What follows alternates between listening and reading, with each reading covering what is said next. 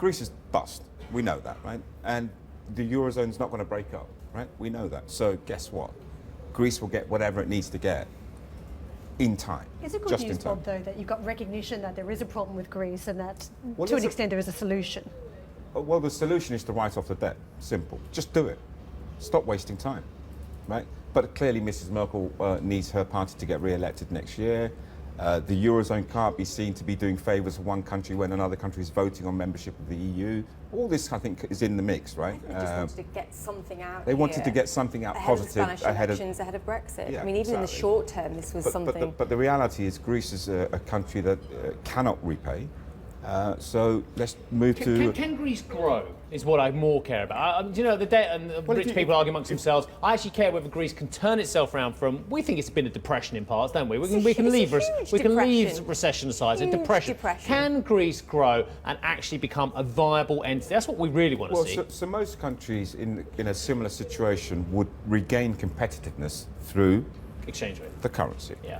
So in a fixed exchange rate mechanism, which is essentially what it is, right? The debt relief has to come through in real wages, right? Real deflation, or the relief, the return to competitiveness. Which comes through on a significant level in terms of disinflationary pressures in the private sector. There, I mean, it's a 50%. Greece is more expensive than Germany. Right. It has to get significantly cheaper than Germany, right? And that's depression kind of circumstances. Can Greece grow? Yeah, if the rest of Europe is willing to chuck in enough money, you can create growth. Institutional framework still needs working on. Still needs to be more structural reforms, and this is the point that the IMF argued. But this is the point that the IMF argued. I would suggest that if there wasn't a Brexit vote in the next month or so, this would have dragged on and on and on, and the IMF probably wouldn't have backed down, and the Eurozone, the Eurogroup wouldn't have been so desperate to present something. And I think Dijsselbloem made that point there when he said, look, even just a month or so ago, I did not believe the finance ministers would get to this point. And, you know, I spoke to the Finnish finance minister at the IMF in Washington, and he said it's too early to talk about any kind of debt relief. So does that mean we're undervaluing the whole Brexit concept? If you think this is all down to getting the house in order ahead of a referendum, does that mean we're all undervaluing potential for the EU, you know, Greece is kind of important, but not, you know, frankly, it's like a small state within the EU.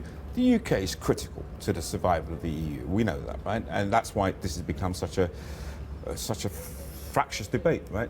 So I think at some level, right, maybe it's just subconscious, there's a belief that, okay, if we don't sort Greece out in time, this UK thing might just mushroom. It's not just Greece and UK, is it? I mean, we can discuss this ad infinitum, but it's every other nation that's got. Spain, where you spend a lot of time, where we have no government at the moment. Portugal, where there's been a very contentious time. Ireland, who they floundered on water taxes as well. So across Europe, there's a big difference. Austria, where they almost picked a far-right president. Right, so I think there's a big difference between some countries and others. So very simply put, and I'm going to oversimplify and probably get told off, because it's me here. Right, there are some countries which are clearly net recipients from being part of the EU, and there are other countries that are not, right, at the initial level, right? So we can talk about the secondary or tertiary benefits of membership. Right? Biggest net recipient being the Germans, is what you're saying, yeah? No, I don't think they're the net, but clearly, you know, somewhere like Spain and Portugal, thank you, Julian. which has seen, you know, a dramatic change in those countries. You could argue that very successfully, couldn't you? Saying the Germans are the greatest net recipient because of the low exchange rate, whereas actually having an abnormally high exchange rate for those Southern Europeans makes them net, rather than recipients, actually make them giving a little bit more than perhaps they should, because the economic fundamentals, which you mentioned on exchange rate mechanism redressing, isn't happening. Well, it's not happening, but I mean, you kind of blaming Germany, I think, a little wrong, because I think Germany took a long, hard look at itself some years ago and said, are they a net recipient?